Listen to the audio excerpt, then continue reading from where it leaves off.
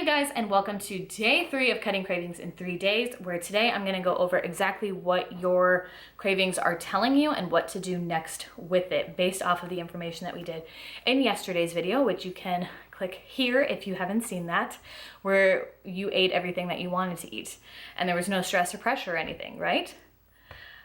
Odds are there are some strong feelings that were going through your mind from yesterday's eating, or even if it was like oh my gosh, what are they called? Cheat day. Even if it was like a cheat day for you. Like, I know when I was really deep in my dieting and bad relationship with food, like I still felt guilty on those cheat days, even though they were like scheduled into my diet. So if this was something that was outside of your diet or outside of like your scheduled cheat days, like this is gonna be really beneficial for you, because I know that there's a lot of emotions. So what I want to do, if you haven't already, definitely download the workbook that goes along with this Cut Cravings in 3 Days series. It goes over everything that I'm covering in these videos, and then it has all the questions. So if you have that, definitely pull it up so we can answer and go through all of these, and I can kind of break down everything that's going on. Because again, cravings exist to tell you something.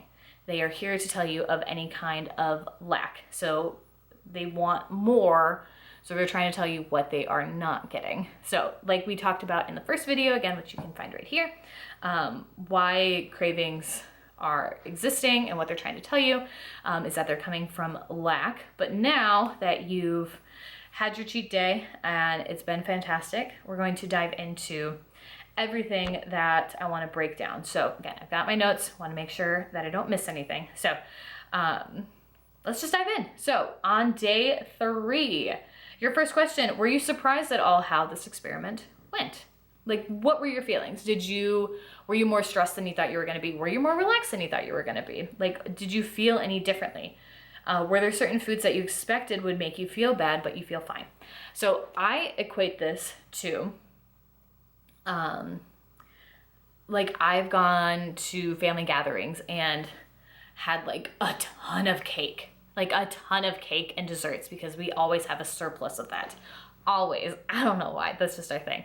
But we always have a surplus of that. And I'm always like, okay, tomorrow's gonna be gross. I don't care. I'm gonna enjoy it. It's gonna be a good day. And then I'll wake up the next day and like, I'm fine. I have a nice big poop, maybe TMI, but I have a nice big poop, and then I'm good to go.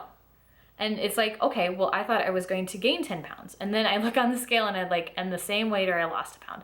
Like, how the heck does that work? So were there any instances like that? Or did you like overeat and absolutely stuff yourself without like being aware of like how you were feeling throughout the day, and now you feel like bloated and blah?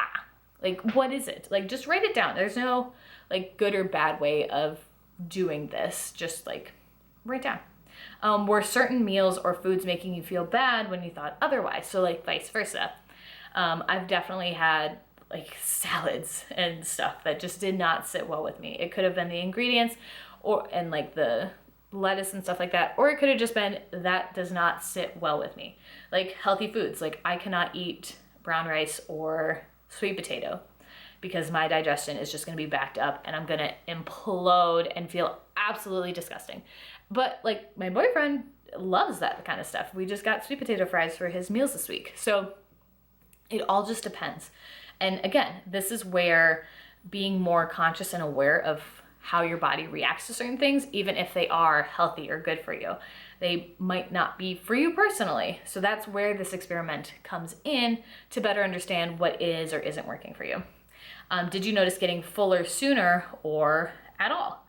I'll talk about it in my next video, but I have done this where I was really aware and I had like a full stack of things that I was going to eat, and I was going to be so excited. But once I got like halfway through it, I was very full. I was very uncomfortable. And then like I didn't eat the rest of the day.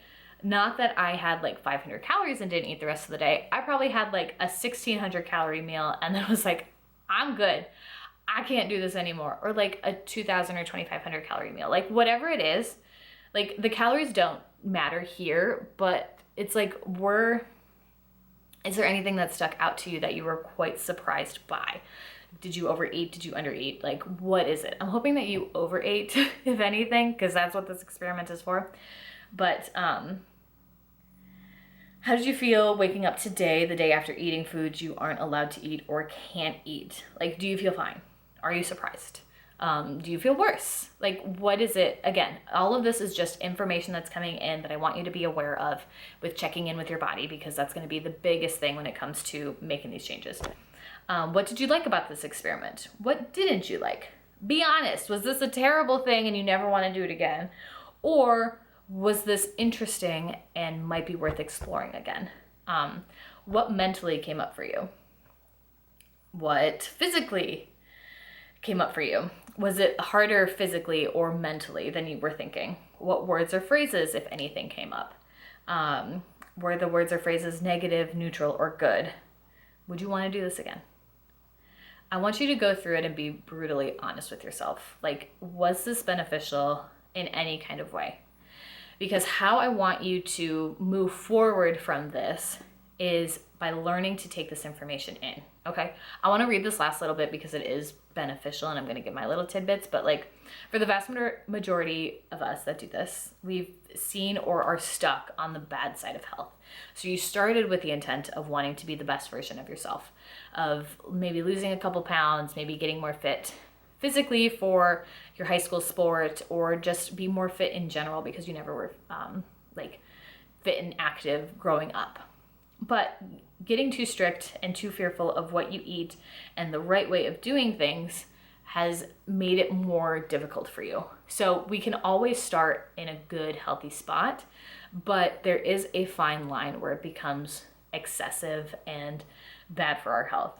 So it can help in the beginning to encourage consistency and challenge yourself, which is what I was saying. Like, you learned a lot. You were able to get really good with your macros and understand that. You're able to understand and get more knowledgeable with your fitness.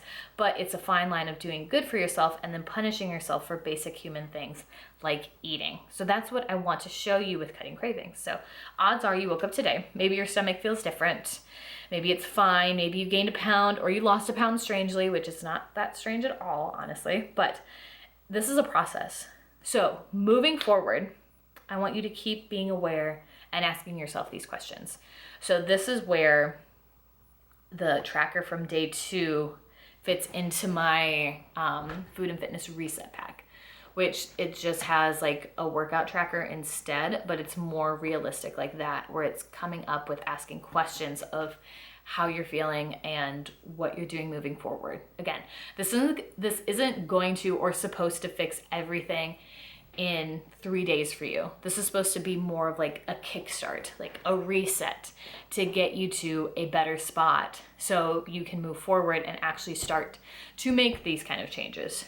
But again, this is a process and it takes time to fully change. This isn't something that you do in 3 days or changes in a month or changes your life in 3 months. Like, it takes time. It takes time and it takes consistency. But if you want like a realistic view of what that looks like, I have gone through this. Like, I went from being extremely strict and restrictive and all consumed by my health and fitness and diet to now, like, I just had a grilled cheese for lunch and I'm feeling just fine, even though that's not like on my diet that I am following, but I'm not following. Like, it's a process, but it's so very freeing. So if you want to kind of hear that story, definitely check out the video here where I break down how I went from being absolutely controlled by food and finding myself at the bottom of a PB2 jar because I had nothing in my home and I just absolutely broke and needed to inhale something. Word to the wise, don't do that. It's disgusting.